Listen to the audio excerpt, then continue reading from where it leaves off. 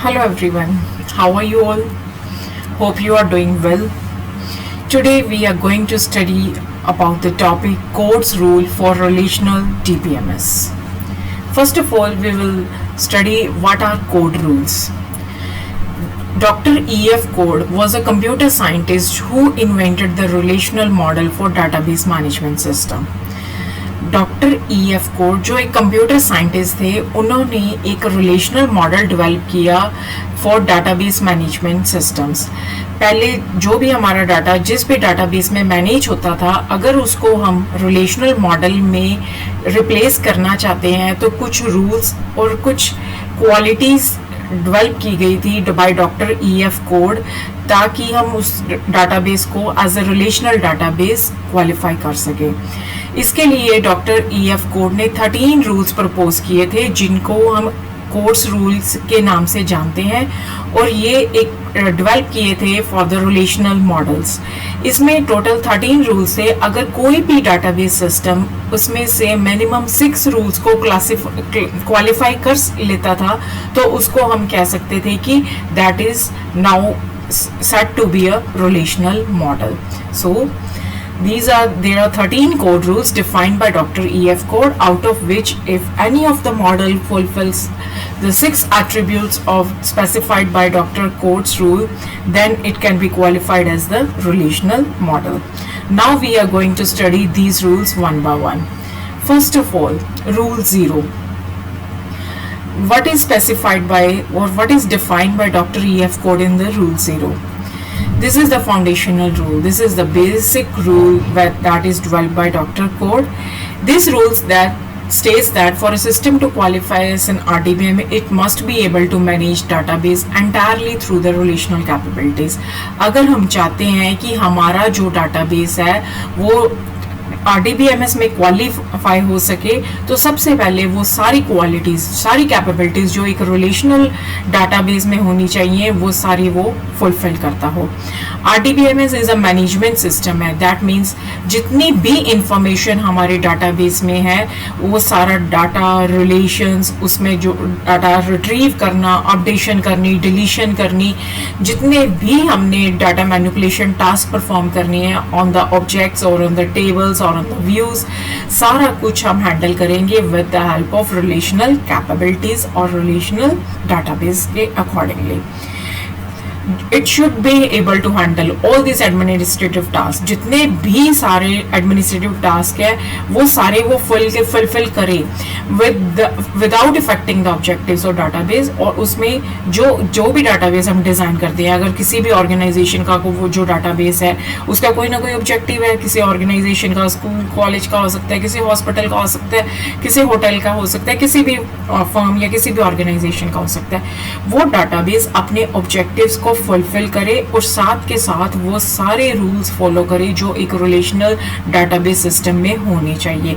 और जितने भी वो टास्क परफॉर्म करने हैं, चाहे वो इंसर्शन का है, अपडेशन का है, डिलीशन का है, वो सारे टास्क वो परफॉर्म करे with the help of a query language. So this is all about the rule 0, or which is our basic rule or foundational rule specified by Dr. Code. Hope you have understood about the rule 0. Now we are going to study about the rule 1, that is information rule. ये rule हमें क्या specify करता है कि जितना भी database में data store है, चाहे जो डाटाबेस में डाटा है वो यूजर डाटा है, चाहे वो मेटा डाटा है, जो भी इंफॉर्मेशन हमारे डाटाबेस में हम स्टोर कर रहे हैं वो होनी चाहिए in the form of tables. Everything, जितना कुछ भी हमारे डाटाबेस में है, should be stored in a table format. Table format मतलब वो सारा डाटा हमारा स्टोर होगा in the form of rose and columns, और वो रोज एंड कॉलम्स मिलके क्या बनाती हैं? सेल। और हर एक सेल में हमारे पास क्या होगा? डाटा। और एक सेल में एक ही डाटा हो सकता है, एक से ज़्यादा डाटा हम स्टोर नहीं कर सकते। This is all about the information rule, which states that information that is to be stored should be in the form of tables, that is in the form of rows and columns. Hope you have understood about this rule also. Now we are moving towards the rule 2, that is guaranteed access rule. What is stated in this rule by Dr. Code? Every single data element is guaranteed to be accessible. जितनी भी देखो हमने database में data store कर रहे हैं, उसको store करने का मोटिव क्या है कि उसको ऐसे रखने के लिए तो हम स्टोर नहीं कर रहे। जब भी हमें चाहिए इंफॉर्मेशन हम उसमें से एक्सेस कर सके, बट वो इंफॉर्मेशन एक प्रॉपर चैनल, एक प्रॉपर फॉर्म में एक्सेस होनी चाहिए। हम डायरेक्ट पॉइंटर्स के थ्रू या डायरेक्ट किसी भी वैल्यू को एक्सेस ना कर सके। एक तो ये हमारे सिक्योरिटी पर्पस के लिए बहुत जरूरी है, और एक वे बन जाता है, एक प्रॉपर चैनल है जिससे थ्रू हम इंफॉर्मेशन एक्सेस कर सकते हैं। वो चैनल हमें क्या बताता है कि इसमें जब हमने इंफॉर्मेशन एक्सेस करनी है तो सबसे पहले हम स्पेसिफाई करेंगे नेम ऑफ द टेबल। सबसे पहले टेबल का नाम देंगे, फिर उसके बाद primary key column value, and finally the attribute column from which we want the information to be accessed. इसका मतलब 3 कॉम्बिनेशंस होते हैं जिसमें सबसे पहले टेबल का नाम आता है, उसके बाद प्राइमरी की कॉलम आती है, और फाइनली वो कॉलम जिसमें से हमने डाटा को रिट्रीव करना है। इन तीनों के कॉम्बिनेशन के हेल्प से हम डाटा को एक्सेस कर सकते हैं। और इसके अलावा हम डायरेक्ट किसी भी मेथड से या किसी पॉइंटर के थ्रू हम डायरेक्ट इंफॉर्मेशन तक पहुंच नहीं सकते। That is all about the guaranteed access rule. ये रूल 2 हमें क्या बता रहा है कि इंफॉर्मेशन को एक्सेस करने के लिए हमें ये 3 की कॉम्बिनेशन को फुलफिल करना पड़ेगा। Now we are moving towards the rule 3, that is systematic treatment of null values. ये हमें क्या कहता है? Null values in the database must be given a systematic and uniform treatment. जितना भी हमारे डाटाबेस में डाटा है वो सारे सेल्स हमारे इंफॉर्मेशन से ऑक्यूपाई होने चाहिए, लेकिन ये ज़रूरी नहीं कि वो सारे सेल्स में इंफॉर्मेशन हो। कुछ केसेस ऐसे होते हैं जिसमें हमारे पास कोई वैल्यू होती ही नहीं, तो उन चीज़ों को हैंडल करने के लिए, उन सेल्स को हैंडल करने के लिए हमारे पास एक स्पेशल ट्रीटमेंट है, that is null values. These are very important part in our database management system. Null value का मतलब क्या है? नल वैल्यू की स्काई वैल्यू क्या होती है? एक तरह से 0, जिसका मतलब क्या है? नल वैल्यू क्या इंडिकेट कर रही है हमें कि जब भी हमारे सेल्स में इंफॉर्मेशन स्टोर है, अगर वो देखो हमारे पास डाटाबेस में डाटा है, वो अलग अलग तरह के डाटा टाइप्स है। उसमें कोई इंटीजर टाइप है, कोई कैरेक्टर टाइप है, कोई नंबर टाइप है, कोई डेट टाइप है, कोई अलग तरह का डाटा है। मतलब कितनी तरह की इंफॉर्मेशन है जो हमारे डाटाबेस में स्टोर हुई है। लेकिन जब हमारे पास कैरेक्टर टाइप का डाटा मान लो हम स्टोर कर रहे हैं, अगर उसमें हमारे पास कोई वैल्यू खाली है, कोई सेल खाली है, उसमें कोई इंफॉर्मेशन नहीं है, that means it is unknown value. तो उसका मतलब ये नहीं कि हम उसको कोई स्पेस उठा लेंगे या उसको कोई कैरेक्टर स्पेसिफाई कर देंगे, या अगर हमारे पास न्यूमेरिक टाइप डाटा उसको हम 0 असाइन कर देंगे, ऐसा नहीं होता। जो ये खाली वैल्यू है उसका मतलब क्या होता है? Null value. और ये किस केस में एप्लीकेबल होती है? जैसे मान लो आप कोई एडमिशन फॉर्म फिल कर रहे हो, उसमें आपके पास कॉलम है जिसमें आपने फ़ोन नंबर्स फिल करने हैं, और आपको उन्होंने 3 स्पेसेस दिए हैं फ़ोन नंबर फिल करने के लिए, और मान लो आपके पास एक ही नंबर है, आपके पास या 2 नंबर है, उसमें 1 या 2 कॉलम हमारे खाली रह जाएंगे। तो उस केस को हैंडल करने के लिए, ताकि उसमें कोई अपने हिसाब से कोई और वैल्यू ना उठा ली जाए, उसको हम क्या कर देंगे? नल। So this is the way of handling the null values irrespective of the data type. कोई डाटा टाइप इसके लिए नहीं स्पेसिफाई होता, चाहे वो डाटा किसी भी टाइप का है, उसमें हम नल को यूज कर सकते हैं। So this is about the rule 3. Now we are moving towards the rule 4, that is active online catalog. What is the meaning of this active online catalog? जितने भी हमारे डाटाबेस की डाटा की डिस्क्रिप्शन है must be stored in online catalogue known as data dictionary. जब भी हम database maintain करते हैं तो उसके साथ ही मेंटेन होती है उसकी डाटा डिक्शनरी, जिसमें क्या स्टोर होता है कि जो हमारे पास डाटा है उसका टाइप क्या है, उसमें कौन से कॉन्स्ट्रेंट स्पेसिफाई हैं, वो कितना स्पेस ले रहा है, वो कहाँ पे स्टोर है, वो सारी इंफॉर्मेशन डाटा डिक्शनरी, उसके कोई एलाइस नेम है, अनदर नेम है, वो सारी इंफॉर्मेशन स्टोर हो जाती है डाटा डिक्शनरी में। और जो डाटा डिक्शनरी है वो उसको भी कौन एक्सेस कर सकता है? कोई भी ऑथराइज्ड यूजर, कोई भी अनऑथराइज्ड बंदा हमारी डाटा डिक्शनरी को एक्सेस नहीं कर सकता। Meta data should be maintain for all data in the database. देखो पूरी डाटाबेस की information, data about data, Meta data क्या होता है? डाटा अबाउट डाटा, जिसमें सारी इंफॉर्मेशन डाटाबेस के रिगार्डिंग हमने स्टोर की होती है। दिस मेटा डाटा, जो भी हमारा मेटा डाटा भी है उसको भी स्टोर करने के लिए एक टैबुलर फॉर्म यूज होती है और उसके लिए भी इंफॉर्मेशन स्टोर होगी रोज या कॉलम्स में। चाहे हमारा सिंपल डाटा है, चाहे हमारा मेटा डाटा है, हम तो एक तो मेंटेन करते हैं डाटा डिक्शनरी, और जो भी इंफॉर्मेशन हम स्टोर करेंगे वो होगी in the form of tabulars. It should have access privileges. In short, these metadata should store in the data, should obey all the characteristics of the database. Metadata में भी हमारा जितना डाटा है वो भी हमारे जो रूल्स एंड रेगुलेशंस हैं डाटाबेस के, जो मेन फीचर्स हैं, उन सबको फॉलो करना उसके लिए भी उतना ही ज़रूरी है जितना यूज़र डाटा के लिए। और जो डाटाबेस में डाटा है, सबसे ज़रूरी बात वो इन्फॉर्मेशन क्या होनी चाहिए? करेक्ट होनी चाहिए और अप टू डेट इन्फॉर्मेशन होनी ज़्यादा ज़रूरी है। अगर इन्फॉर्मेशन हमारे पास अप टू डेट नहीं है या अगर हमारे पास सही इन्फॉर्मेशन नहीं है तो वो ज़्यादा खतरनाक है। इससे बेटर है हमारे पास वो इन्फॉर्मेशन ना हो। We should be able to access these metadata by using same query language। और metadata को एक्सेस करने के लिए भी हम क्या यूज करेंगे? क्वेरी लैंग्वेज, जिससे हम डाटाबेस को एक्सेस कर सकते हैं। This is the about the rule 4 that is active online catalogue, जिसमें हम सारी इंफॉर्मेशन एक ऑनलाइन कैटलॉग्स में, मतलब डाटा डिक्शनरी में स्टोर कर सकते हैं और उसको भी हम एक्सेस कर सकते हैं टेबल्स की हेल्प से, और वो भी with the help of query language. So now we are going to study about the rule 5 that is comprehensive data sub language rule। और ये rule 5 हमें क्या कह रहा है? Any RDBMS database should not be directly accessed। कोई भी database है जो हमारा डायरेक्टली एक्सेस नहीं हो सकता, it should be always be accessed by using some strong query language.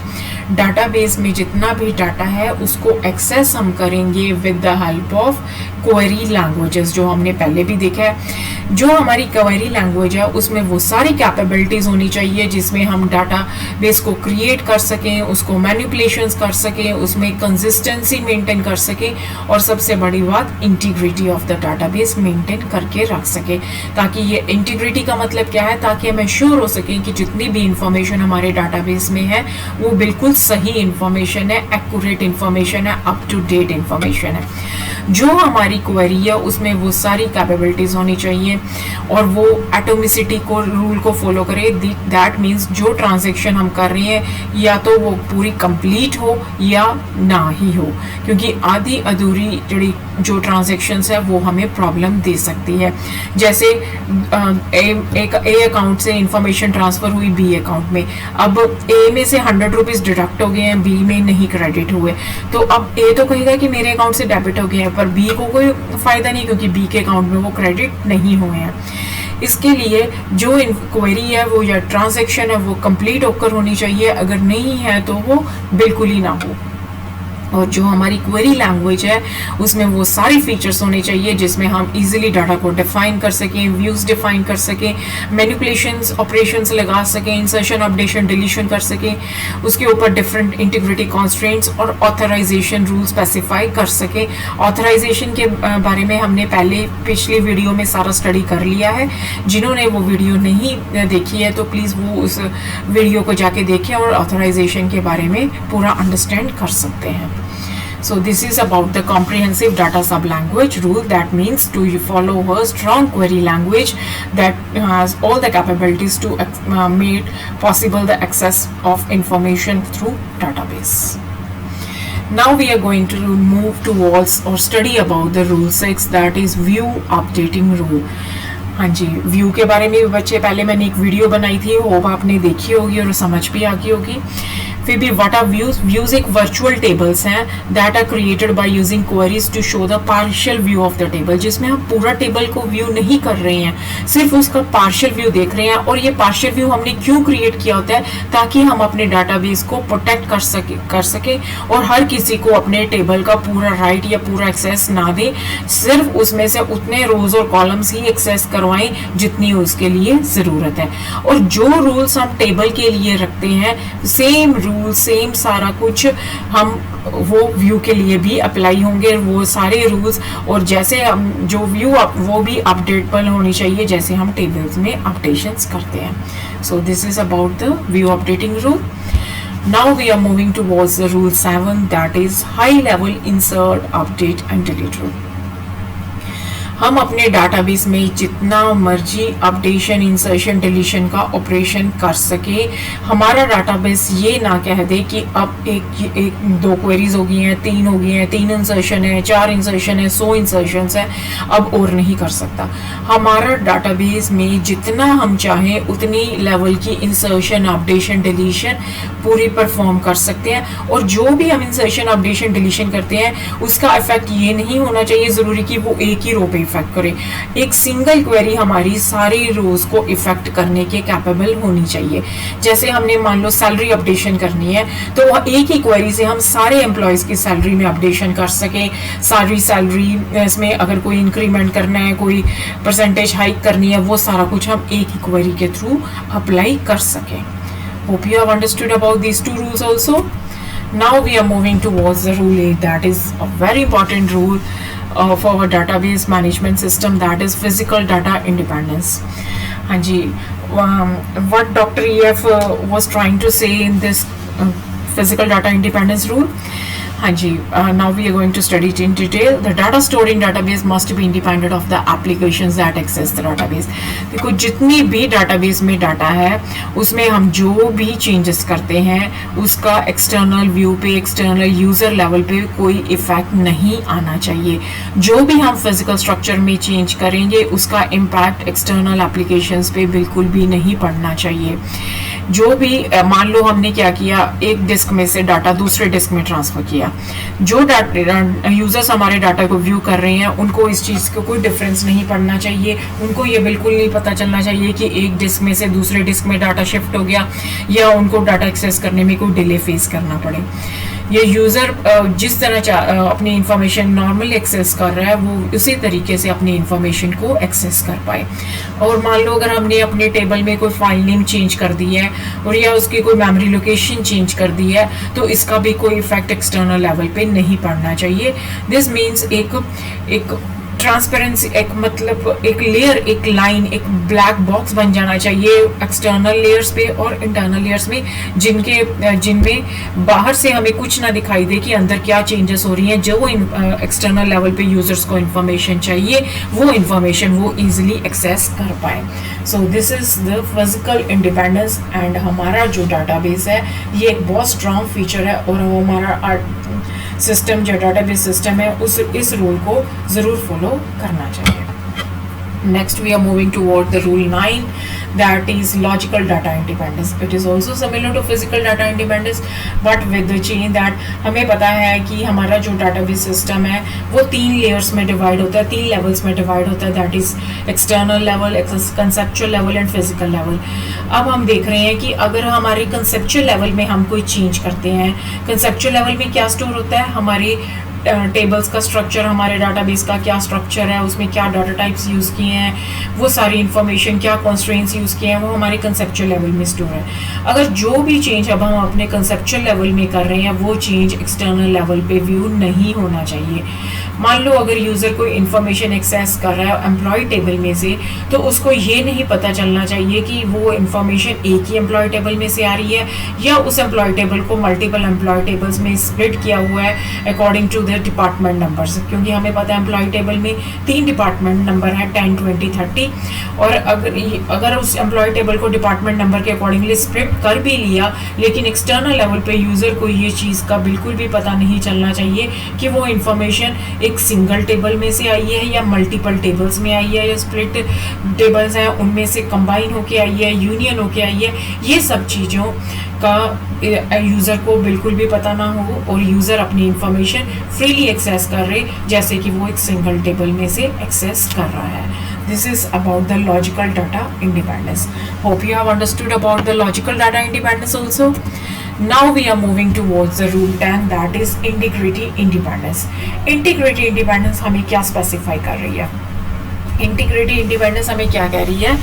The database should be able to enforce its integrity constraints. जब भी हमारे डाटाबेस में कोई डाटा स्टोर होता है तो उसके ऊपर हमने अलग अलग कॉन्स्ट्रेंट्स लगाए होते हैं, जैसे प्राइमरी की कॉन्स्ट्रेंट है, नॉन नल कॉन्स्ट्रेंट है, चेक कॉन्स्ट्रेंट्स लगाए हैं, ट्रिगर्स लगाए हैं। वो जितना भी हमारा डाटाबेस में डाटा स्टोर हो वो उन सारे कॉन्स्ट्रेंट्स में से पास होके हमारे तक हमारी इंफॉर्मेशन को स्टोर करे।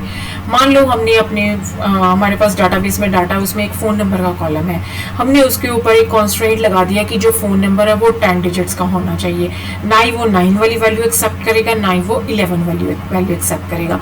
जब हमारे डाटाबेस में वो डाटा एंटर होगा, इंटीग्रिटी कॉन्स्ट्रेंट्स पहले वो इन्फॉर्मेशन चेक करेंगे। अगर वो उन रूल्स को ओबे करती है, उन रूल्स के अकॉर्डिंगली है, तो वो डाटाबेस में डाटा को एंटर कर देंगे। अदरवाइज वो इन्फॉर्मेशन हमारे डाटाबेस में एंटर नहीं होगी और वो एरर रिपोर्ट कर देगा कि ये इन्फॉर्मेशन हमारे डाटाबेस में स्टोर नहीं हो सकती क्योंकि it violates our integrity constraints.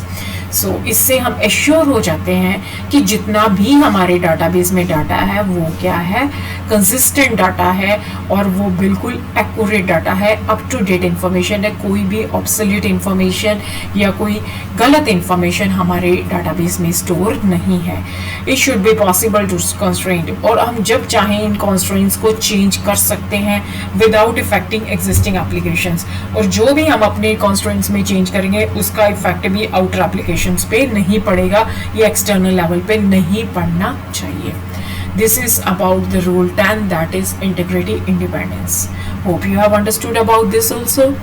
Now we are moving towards the rule 11, that is distribution independence. What is stated by Dr. Code in distribution independence?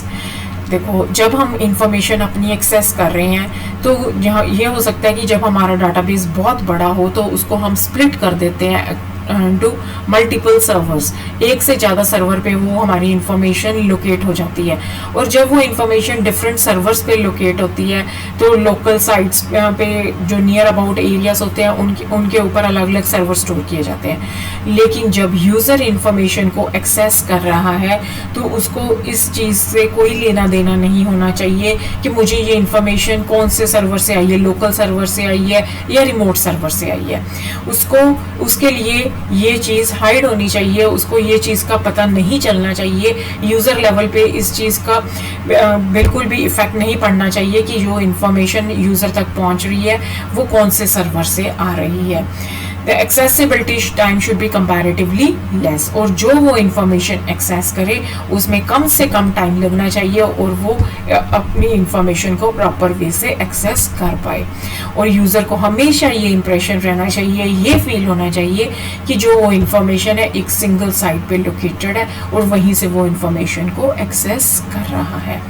This is a very important rule जिसके ऊपर आज हमारी सारा distributed database system based है, जिसमें सारा database आज के टाइम में डिस्ट्रीब्यूटेड फॉर्म में अलग अलग सर्वर्स पे पड़ा है, पर यूज़र्स को इस चीज़ की कोई अवेयरनेस नहीं है, कुछ पता नहीं है कि वो इंफॉर्मेशन उनको किस सर्वर से आ रही है और वो फ्रीली अपने डाटाबेस में से डाटा को एक्सेस कर रहे हैं। This is about the rule 11, distribution independence. Now we are moving toward the last rule, that is rule 12, non-subversion rule. देखो, जब अभी हम अपनी कम्युनिकेशन करते हैं कंप्यूटर के साथ तो हमारी कम्युनिकेशन होती है in the form of high level language, क्योंकि हम लो लेवल लैंग्वेज को नहीं समझ पाते, वो हमारी लिमिटेशन है। और कंप्यूटर की लिमिटेशन क्या है कि वो हाई लेवल लैंग्वेज को नहीं समझ सकता। सो जो भी हम उससे कम्युनिकेट करेंगे वो हाई लेवल लैंग्वेज में से कन्वर्ट होगा लो लेवल लैंग्वेज में। और अगर वो लो लेवल लैंग्वेज में कन्वर्ट होगा तो इसका मतलब ये नहीं होना चाहिए कि कोई भी हमारा वो कॉन्स्ट्रेंट है जो वो फुलफिल ना हो, चाहे वो हमारा डाटा बेस में जितना भी डाटा है वो सारा लो लेवल में कन्वर्ट हो चुका है, लेकिन इस तरह के कोई लूप होल नहीं होने चाहिए जो हमारे इंटीग्रिटी कॉन्स्ट्रेंट्स को इम्पैक्ट करें या उसमें कोई चेंजेस करें या कोई ऑल्ट्रेशंस करें। The query does not change the integrity of the tables. जो भी हमारी इंटीग्रिटी है, जो हमारी रूल्स हैं, जो हमने सिक्योरिटी कॉन्स्ट्रेंट्स लगाए हैं, वो कोई भी हमारा रूल वायलेट नहीं होना चाहिए। It should not be converted into some other low level language which changes the data integrity. जिसमें हम चाहते हैं उसी फॉर्म में वो लो लेवल लैंग्वेज में कन्वर्ट हो, और वो कन्वर्ट हो सेम कॉन्स्ट्रेंट्स के साथ, सेम रूल्स और रेगुलेशंस के साथ into a low level language, और कोई भी अनवांटेड एक्शन हमारे डाटाबेस को चेंज ना कर सके, हमारी कोई भी सिक्योरिटी वायलेशन ना हो और कोई भी रूल बाईपास ना हो। जितने भी रूल्स हैं एक एक स्टेप बाय स्टेप वो सारे फुलफिल हों और उन सबको फॉलो करके वो हमारी इंफॉर्मेशन को एक्सिक्यूट करें, हमारी क्वेरी को एक्सिक्यूट करें। So this is all about the rules, different rules specified by Dr. EF Code. Hope you have understood about these rules. अगर आपको मेरे ये वीडियो अच्छी लगी तो प्लीज़ उसे लाइक करें, सब्सक्राइब करें और शेयर करें। Thank you.